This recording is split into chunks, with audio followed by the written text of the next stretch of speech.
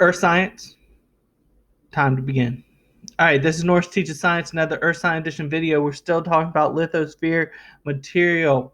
We spend a lot of time talking about the lithosphere in Earth science. Today, Mr. Norris, presents to you types of weathering. So the video goal for today is I can describe the process of the different types of weathering in the environment. So, what is weathering? Weathering is the breaking down and changing a rock near Earth's surface. As somehow we're changing the rock. It could be physical or it could be chemical. And that means that there are two types of weathering: mechanical or physical weathering and chemical weathering. So, what is mechanical weathering? This is when forces break rock into smaller pieces. It does not change the rock's composition. That's the big part. It doesn't change the rock's composition. Keeps it the same, the makeup of the rock. It just changes what it looks like. Sometimes people call this physical weathering. And there's three ways. You can frost wedge, you can unload, and there's biological activities. And we're going to talk about them. Frost wedging is mechanical weathering. So it's a type of physical weathering. This is when water enters cracks or crevices in rock. The water freezes, expanding the crack, and eventually it breaks into pieces. You can kind of see that happening in this picture here. There was water, it froze, and at some point it just kind of split the rock. Unloading is the uplift of rocks overlaying igneous rock. It's caused by a decrease of pressure on the igneous rock, and what we have is something called exfoliation, is when slabs of rock out of rock separate and break loose. And the last type of physical weathering or mechanical weathering we're going to talk about is something called biological activity. This is activity of living organisms. Sometimes it could be burrowing animals. Sometimes it could be plant activity. And they go in and they break down the rock into more pieces. You can see in this picture here, this is something called root wedging or plant wedging.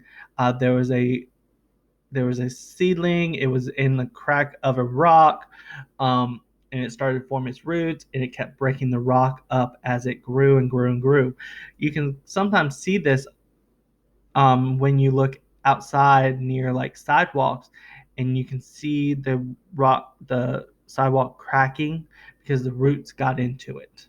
I Out on my back porch, I had to take care of a tree that was growing between the brick, so my bricks wouldn't fall off my house. Um, Chemical weathering is a little different. In here, this is when we change the composition. We're transferring the rock into one or more new compounds. So we change the rock's composition here. And some things that can cause this are water, oxygen, and carbon dioxide. And those are what we call the agents of chemical weathering. Water is one of the most important ones. It picks up gases in the atmosphere.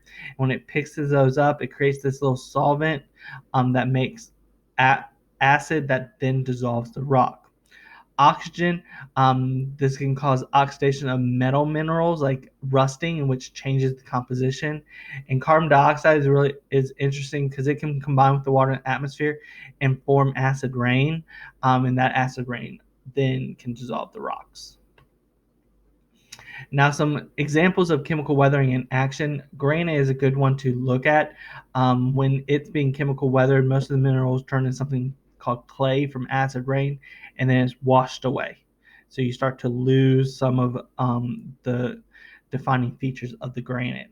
And then you have spheroidal weathering. This is causes the corner edges of rock to be rounded. You can kind of see that here, and it's usually from the acid rain. You can also get spheroidal weathering by just having a rock in the water and it just bashing against other rocks. So what affects the rate of weathering? That could be rock characteristics. So the mineral composition and the mineral solubility factor into chemical weathering rate or how fast that's going to happen, or even physical weathering at the same time. Climate does factor in with temperature and moisture. Remember, you can't have frost wedging without having low temperatures. Um, weathering does favor high temperatures and abundant moisture. So places that have a lot of that, there's usually a lot of weathering going on. The surface area, how much surface area is exposed to forces, either the chemicals or the physical actions, can increase how much weathering happens. So if it's just a little bit, it's just going to weather right there. But the whole rock's exposed to um, the environment, then it's going to be able to weather a lot.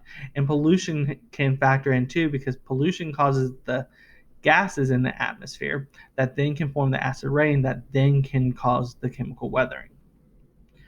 But I really hope you learned a little bit today about weathering. Weathering is one of the first steps in creating something called soil, and we're going to talk about that, the next step, in the next video.